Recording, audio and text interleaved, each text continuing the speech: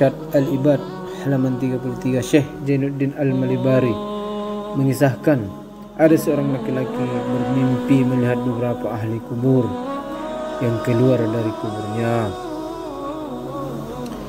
Mereka kemudian sibuk memunguti sesuatu, namun belum diketahui secara pasti yang sedang mereka punguti. Laki-laki itu kemudian menceritakan mimpinya sebagai berikut. Aku sempat heran melihat pemandangan itu. Belum usai keherananku, terlihat ada seorang ahli kubur yang tengah duduk dan tidak ikut memunguti sesuatu bersama mereka. Aku coba menghampirinya dan bertanya, apa yang sedang dipunguti mereka? Ahli kubur yang duduk tadi menjawab, kebaikan yang berasal dari bacaan Al-Quran, sedekah, dan doa yang dihadiahkan kaum muslimin untuk mereka. Aku kembali bertanya, lantas mengapa engkau tak ikut memungutinya?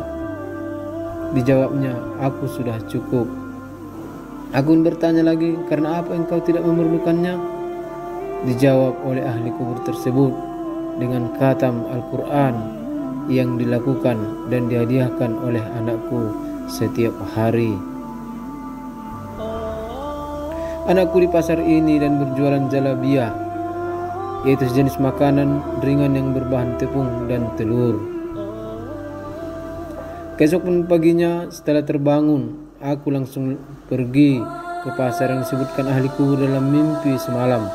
Benar saja, di sana ada seorang anak muda yang berdagang zalabiyah, sedangkan kedua bibirnya tak pernah henti berucap. Aku pun menanyakannya, mengapa engkau tak henti menggerakkan kedua bibirmu?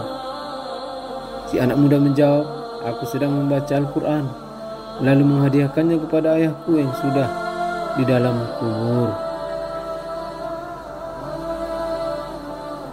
Beberapa waktu kemudian, aku bermimpi melihat beberapa ahli kubur keluar lagi dari kuburnya seperti pada mimpi sebelumnya. Namun yang membuatku heran kali ini adalah ahli kubur yang semula tak ikut memunguti sesuatu, kini turut memungutinya bersama ahli kubur yang lain. Maka begitu terbangun, aku segera pergi lagi ke pasar guna mengetahui kabar si anak muda yang biasa berdagang zalabiyah sambil membaca Al-Quran itu. Dan ternyata sekarang ia sudah meninggal dunia. Dari sepenggal kisah di atas dapat diambil beberapa hikmah, pelajaran, kebaikan yang dihadiahkan kaum muslimin kepada ahli kubur, baik berupa bacaan Al-Quran, doa ataupun sedekah, terbukti sampai kepada mereka. Demikian pula kebaikan yang dihadiahkan seorang anak kepada orang tuanya yang sudah meninggal. Contohnya, bacaan Al-Quran si anak muda dalam kisah di atas, hadiah kebaikan dari seorang anak, kerabat atau siapa saja kepada orang yang telah meninggal cukup meringankan kesulitan yang telah meninggal. Benar apa yang disabdakan Rasulullah SAW, bahwa di antara kebaikan yang terus mengalir walaupun seorang telah meninggal dunia adalah anak soleh yang mendoakannya. Berhenti yang mendoakan, maka berhenti pula aliran kebaikan itu, sebagaimana berhentinya kebaikan si anak muda yang membaca Al-Quran tadi. Dari sepenggal kisah di atas dapat ditarik beberapa pelajaran.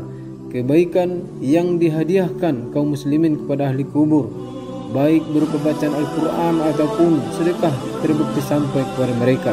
Demikian pula kebaikan yang dihadiahkan kepada orang tuanya yang sudah meninggal adalah anak soleh yang selalu mendoakan. Berhenti yang mendoakan, maka berhenti pula lah aliran kebaikan itu, sebagaimana berhentinya kebaikan si anak muda yang membaca Al-Quran karena dia telah meninggal